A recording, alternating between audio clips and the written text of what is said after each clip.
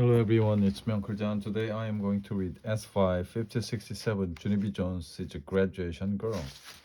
Chapter 1 to Chapter 4.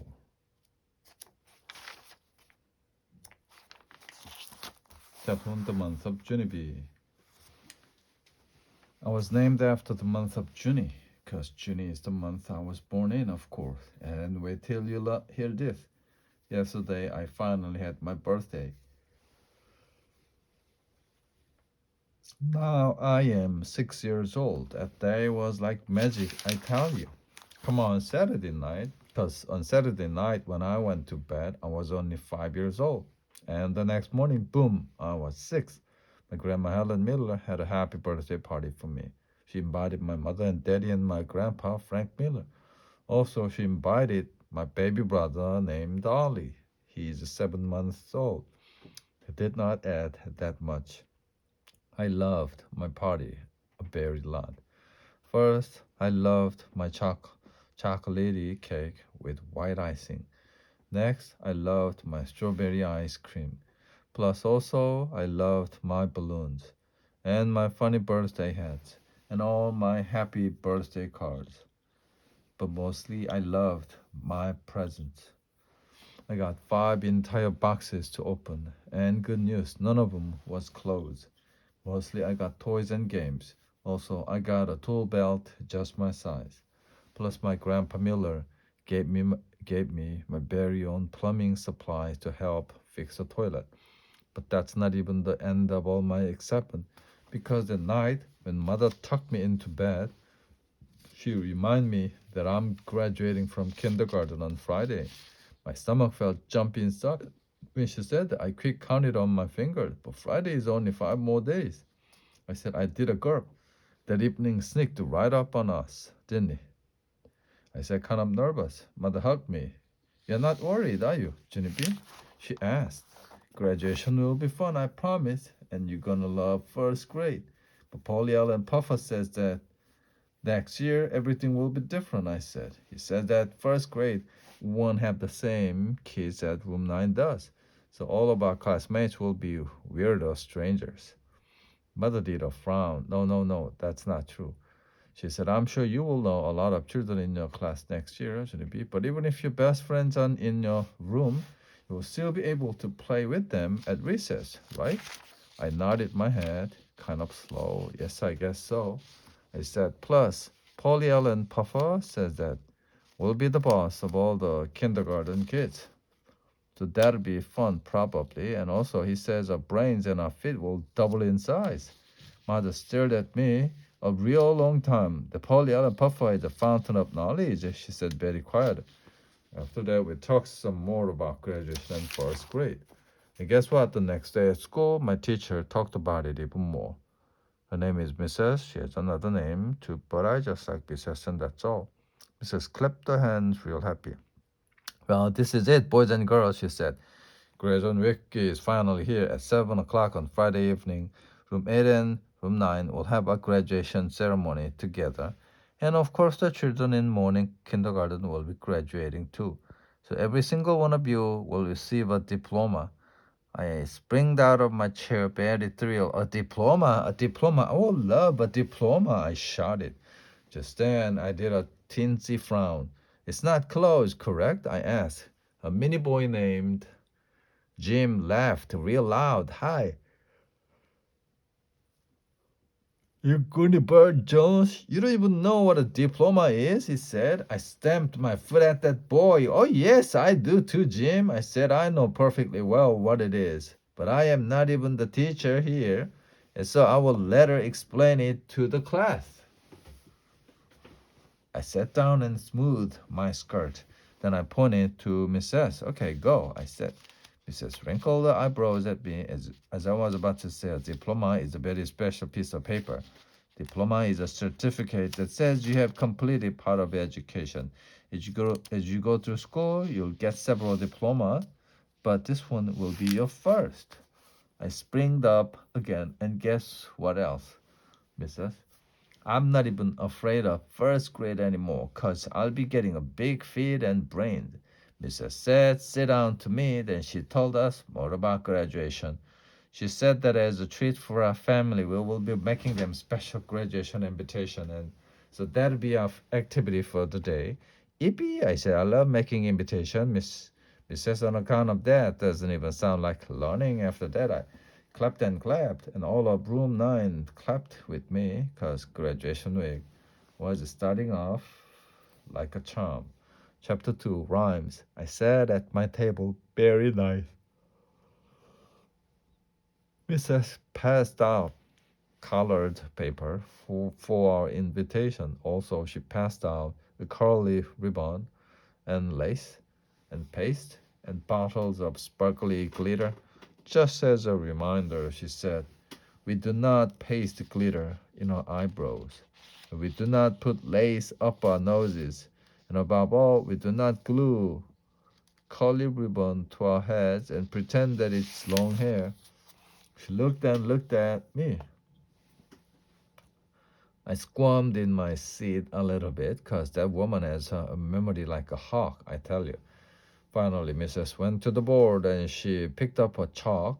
On the inside of our cards, we're going to write a poem about graduation. Does anyone have any ideas for the first line? My friend named Grace waved her hand all around in the air. Roses are red, roses are red. She called out, yes, hollered room 9. Roses are red. Mrs. smiled. She wrote it on the board for us. Okay, now what about the second line? She asked. Room 9 hollered again. The violets are blue, violets are blue, violets are blue. Mrs. wrote that line too. Very good class, she said. Now, who can think of the third line? Maybe we should try to mention something about graduation in this one. Does anyone have any idea? Shy boy named William stood up next to his table. Graduation is here, he said, kind of nervous. Mrs. grinned real big. Excellent job, William, excellent. She sprinted she printed it on the board. All right, there is just one more line to go. Let's try to make the last word rhyme with the word blue, okay? So she read the first 3 lines out loud to us. Roses are red, the violets are blue, graduation is here, room 9 thought and thought. The all of a sudden rhyme just started coming from all over the place. My dress will be new. My dad's name is Lou. Called Jamal home. We made it. Hoo hoo, woohoo, cold. Lenny, just and Polly and Puffer springed right out of his chair and he started laughing his head off. The Jew is P.U., he shouted his loudest. All of room 9 laughed our heads off too, 'cause P.U. is the silliest rhyme we ever heard of. Mrs. clapped her mad hands together. Boys and girls, that's enough. She grouched. She hurried to Polly and Puffer's table and she put him back in his seat. I do not appreciate that kind of behavior, young man. We're trying to write a nice class poem here, Polly Ellen.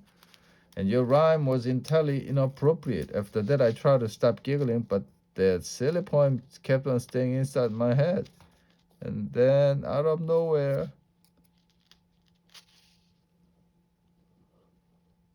another funny poem popped right into my brain. I couldn't even hold it inside me. I quick jumped up on my chair. Roses are red, violets are blue. Graduation is here, and your feet smell like a stink. I shouted. After that, room 9 could not even control themselves again, 'cause the poem was the funniest thing they ever even heard of. My teacher's eyes got big and wide at me. Junie B Jones, didn't you hear the word I just said? She said, very annoyed. Then Mrs. hurried to my table and she took me into the hall and she pointed me straight to the office. Chapter 3, A Good Chuckle. The office is where principal lives. I know my way there by heart. There is a type lady, too. She looked over the counter at me. Well, well, would you like who it is? She said. I looked down at, well, well. Well, it looks like me, I said, kind of quiet. The typing lady pointed at the blue chair. The blue chair is where bad kids sit. Okay, I'm not even bad, but I still have to sit there sometimes. I put my feet on the edge of the chair and I hit my face in my knees. If you don't hide your face, people can recognize yourself. Finally, I peeked one eye at Principal's door, and guess what? The guy was looking right back at me. Is that Junie B Jones I see out there? He asked. I did a gulp. Because Principal can even recognize me from one eyeball, apparently. I went into his office and I sat in the big wood chair. Principal winked at me. I'm a little bit surprised to see you, Junie B. You haven't been sent here for quite some time. I nodded. I know it. I said, that's because my behavior has shown considerable improvement. I pronounced the words very perfect. My teacher printed those words on my report card. I said, and guess what else? Showed improvement on my speaking. That's what, because I don't say run anymore, and I don't say think there. I don't say throat. Do you want to hear me say them right now? Huh? Do you, Principal? I took a big breath. Ran. Thought. Through. I said, I smiled, very proud.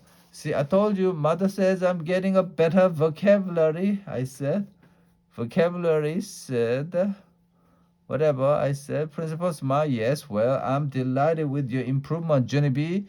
But if everything has gotten better, then why are you here? I wiggled in my chair, very uncomfortable, because it wasn't my fault, that's what. What wasn't your fault? Said Principal. I wiggled some more. Finally, I told the principal about how my teacher made us write a graduation poem and how she said the last word had to rhyme with blue. The Polly Ellen Puffer rhymed the word PU. I said, but then Mrs. got very mad at him because he did not appreciate his behavior. Young man, only too bad for me because my brain thought of an even sillier poem and my mouth couldn't hold it inside. Principal closed his eyes. He did some deep breath. All right, he said, let's hear it. I gulped, very worried. Then I made my voice real soft. Roses are red, violets are blue. Graduation is here. And your face smells like stink, I said. After that, principal kept our eyes closed a real long time, and he did not say any words. Then very slow, he put his head down on his desk and he started to laugh. His laughing got louder and louder. So guess what? Then I started laughing too. The poem was abused, right, Principal? We are having ourselves a good chuckle over this, aren't we? Principal stopped laughing very fast. He raised his head again. No, Genevieve, no. We are not having a good chuckle, he said. I'm sorry. Your poem caught me completely by surprise, but I never should have laughed like that. He crossed his arms at me.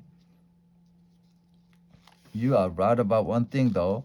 Your poem is definitely silly, but silly things are not always appropriate to say in the classroom, are they? Your teacher made it clear that she didn't like what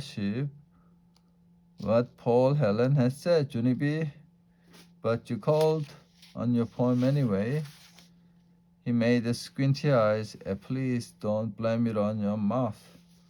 Okay? You know you could have held it inside. I shrugged my shoulders and I don't know, I said kind of quiet. Maybe I could have.